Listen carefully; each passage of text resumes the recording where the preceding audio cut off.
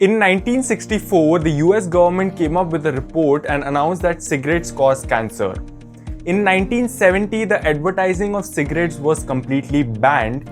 Despite of these two circumstances, there was a company named Marlboro which had a market share of only 1%, only 1% before this report came out in 1964, and post that year, it became the fourth largest cigarette manufacturer in less than an year, that is before even 1965, and today it's a $58 billion company with stacking growth of more than 120% an year.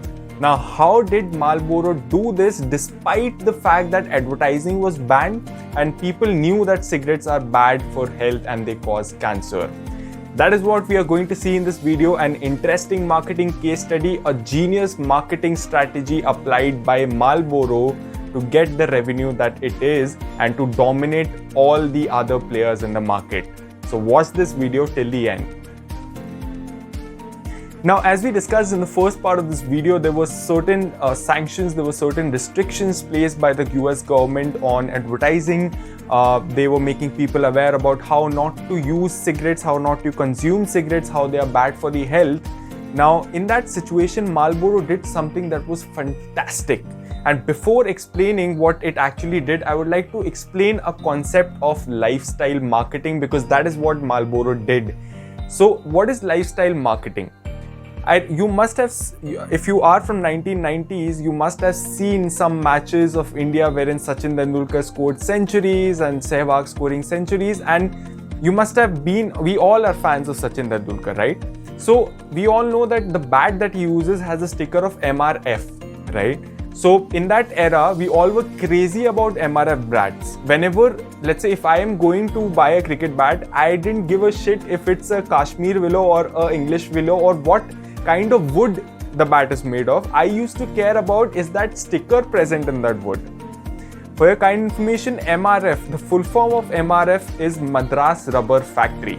MRF is generally a tire manufacturer who happened to be a sponsorer for Sachin Tendulkar's bat. Now, were we so stupid that we were buying bats with a sticker? We were crazy to buy bats with a sticker of a company that is a rubber dealer or a rubber product manufacturer, right? So in that case, we are not buying the product. This is what is important to understand. We are not buying that product. We are buying that connect that the product had with the person that we idolize. Whenever we held that MRF bat, we thought that, okay, we are getting some, we are getting some connect with the legend Sachin Tendulkar, and this will maybe improve our game or maybe help us stand out amongst the crowd. When Dhoni used Reebok bat in 2011, people were crazy about using the Reebok bat. The same happened with Nike when it introduced the Air Jordan series, and till date, Michael Jordan retired 18 to 19 years ago. He gets 100 millions of royalty through that particular series of shoes. So that is the power of connect, when people actually connect with a person who they idolize and they want to they're just crazy about things that they use, right? And that's what Marlboro did. Now what Marlboro did, a genius move by Marlboro, was that initially it was a very, very small company, 1% market share. It was only manufacturing cigarettes for women. Now this report came which kept the $8 billion industry, that is the cigarette industry, at stake.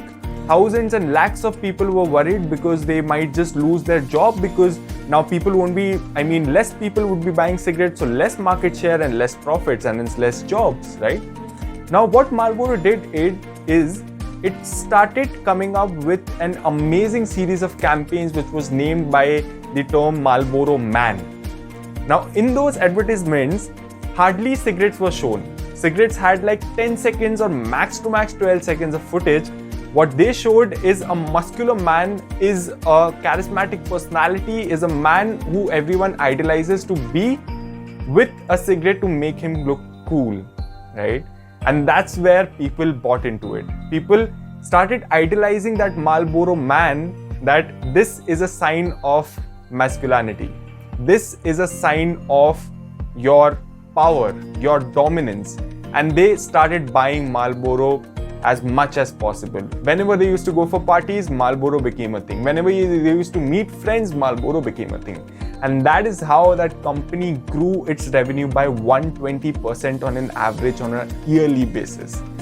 And in all the advertising campaigns, not only on TV, even in the pictures, that muscular man was shown with a charismatic personality with a cigarette in his hand. Now, in this way, because the focus of Marlboro was not on the cigarette, was on the Marlboro man, they didn't face any consequences of advertising ban on cigarettes.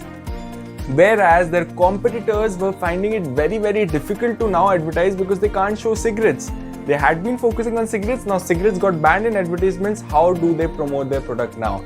And this was the second reason why Marlboro had a huge growth in that period of 1970 to 1975, and it is the company we know as of today, right? So the learnings from this are basically the lifestyle marketing works very well when people actually connect with the kind of personality, the perception that you're trying to form more than the product, right? If you are creating that character, if you are creating that feature that people believe that they want to get this, they want to be like this, they will absolutely buy your product.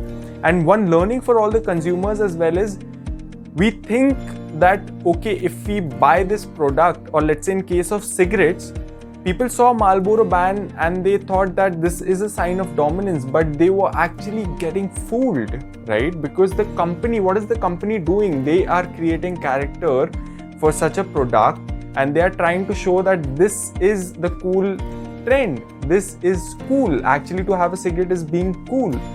And with that character, once you start idolizing, you get fooled that, okay, this is what I want to be, right? You create fake expectations, you live in a fake world, and you start consuming cigarettes at the cost of a company who is, I would say, fooling you to buy cigarettes, right? You're damaging yourself and giving revenue, billions and billions of dollars to the other company. So as a consumer, be aware of all the advertisements. That's very, very important to see which is right product for you and which is not the right product for you, no matter what perception the company is trying to make upon you, right? And the second, as I said, for marketers, it's a big learning that if you are generally starting out your brand, your product or service, and that's, you have done your research and the product and service is amazing. When it comes to marketing, market it in a way that people genuinely want to have that product to make themselves smarter, or that service or product makes people think that, okay, this product and service will make life better for them, a hassle-free life for them.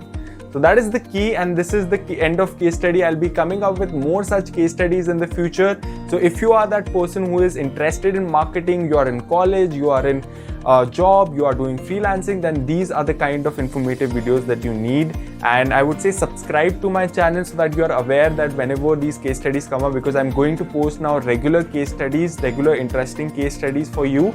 And do like this video, comment on this video, and share it with as many people as possible, all the marketers in your network, so that there's knowledge sharing. And I hope to see you in the second video. Thank you so much.